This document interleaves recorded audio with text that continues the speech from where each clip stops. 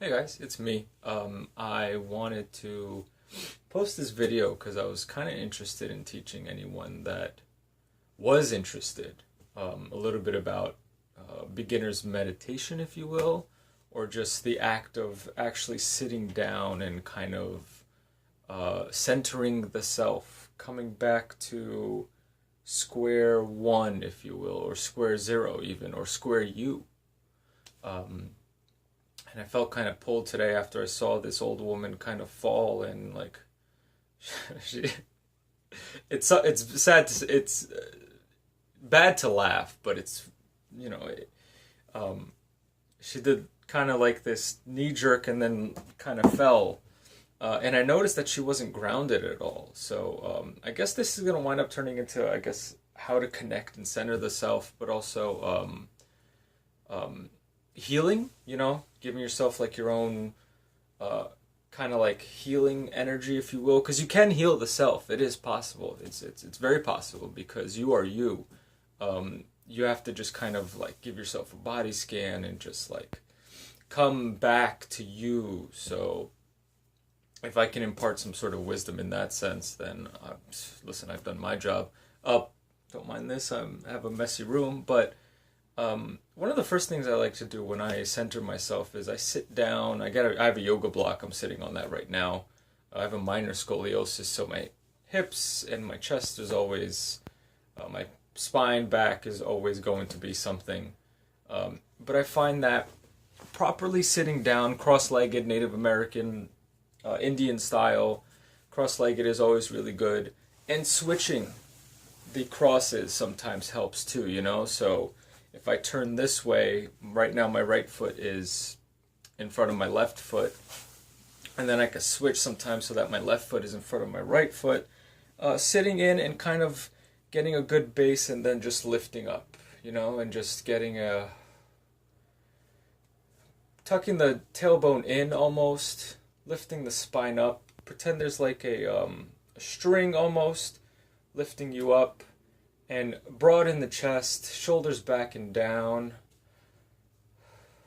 and just breathe through the spine. Breathe in and out, inhales and exhales, trusting the breath, coming to the breath. Let the breath breathe you, if that makes any sense. It won't to some people, but for so long we breathe the breath, but when you're centering the self, let the breath kind of breathe you. That's kind of a mantra that I've been living by for a few years now. Almost invite the breath like it's a friend into your body, because your breath is kind of all you have at any point in your life. And always remember that that's what you have. You always have your breath. So as I kind of come in and I center myself, letting go of the tension, within myself, activating the prana, which is the life force, by rubbing your hands together until you feel the heat almost, and just putting the palms of your hands towards your eyes to kind of get this connection going. The illusion of life almost, if you will. The Hindus believe this. And just opening the eyes so that you can kind of awaken and get this open so this can move up, and then you can clearly see life, because there's times where we just don't look, where we see, but are we looking? That's the question that we have to ask ourselves. And I'm always a culprit of the slouching, and the doing this, but you kind of have to lift up. Now, people make the mistake of just breathing within their lungs, but if you really, really, really want to activate that sense of self, belly breaths. Most of the time I go in through my nose and out through my nose, being very patient with my breath, because my breath is very patient with me. You're also activating your kundalini energy, which is the serpent energy that's within you that goes up the spine, and that kind of comes out in here, comes out of here, activates this, activates that. That's your true sight, if you will. That's your connection to spirit, source, God. You choose whatever you want. Once you kind of invite the belly breath in, and I'm not looking, because once you do this practice, you kind of observe internally. you kind of expand and retract the belly. And it's like an expansion and a retraction. I don't know if those are the proper words, but that's just what I'm going to use.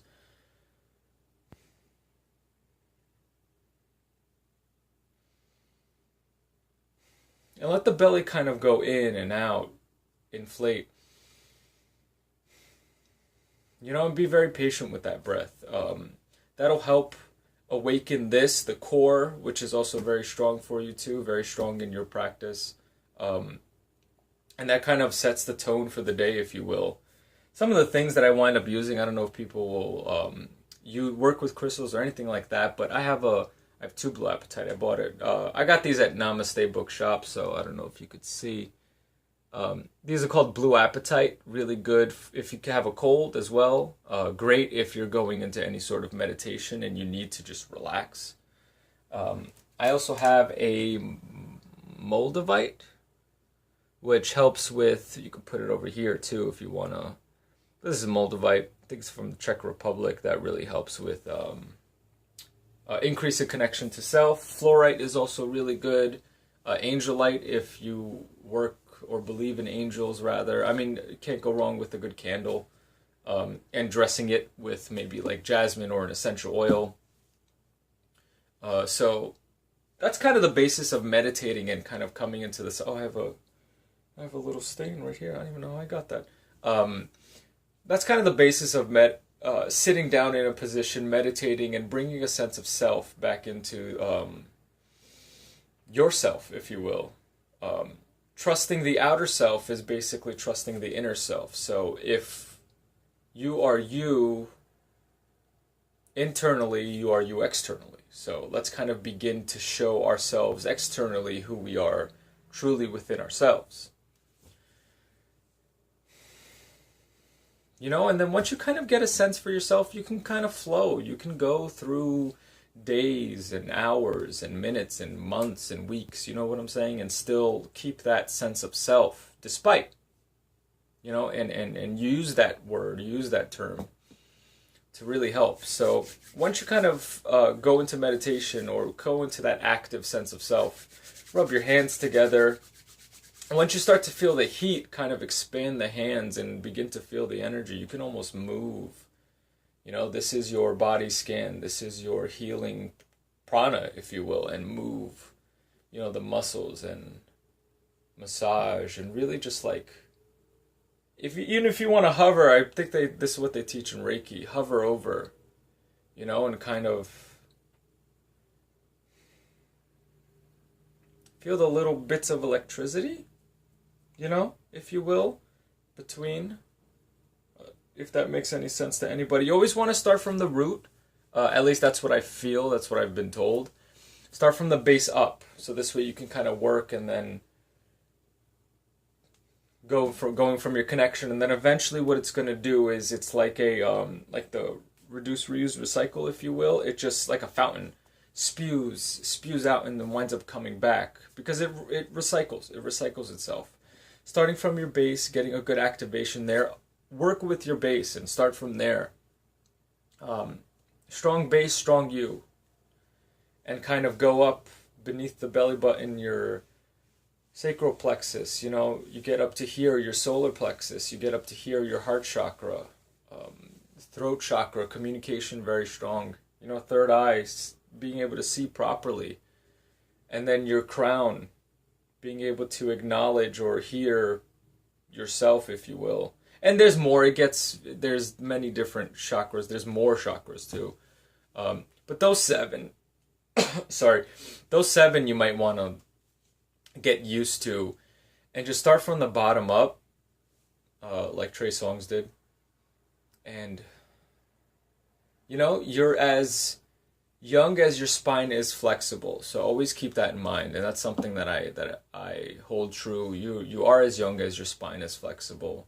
And for me, working with my back and back issues that I had and still do have, you acknowledge its presence, but you don't give it the sustenance, if you will. You observe it and you allow yourself to understand it. But then once you kind of let it go, let it be, if you will, you can learn your lesson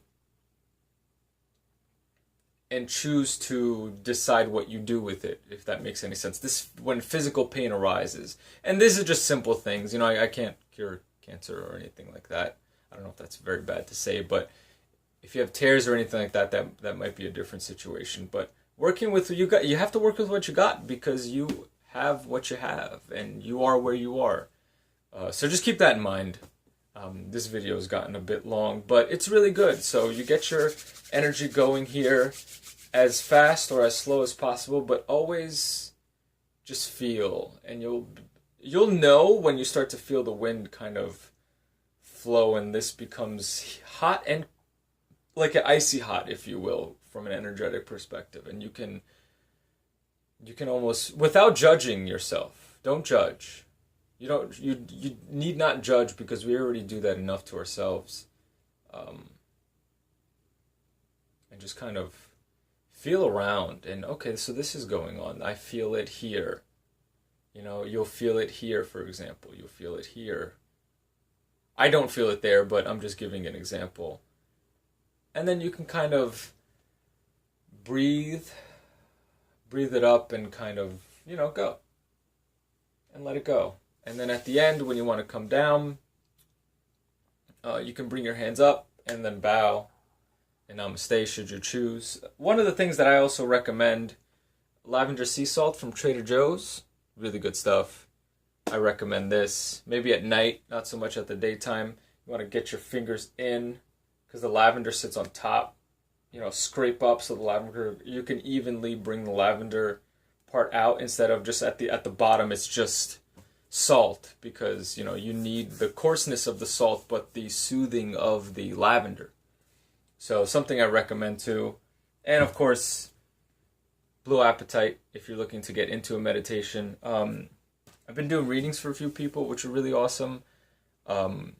Scans for a few people.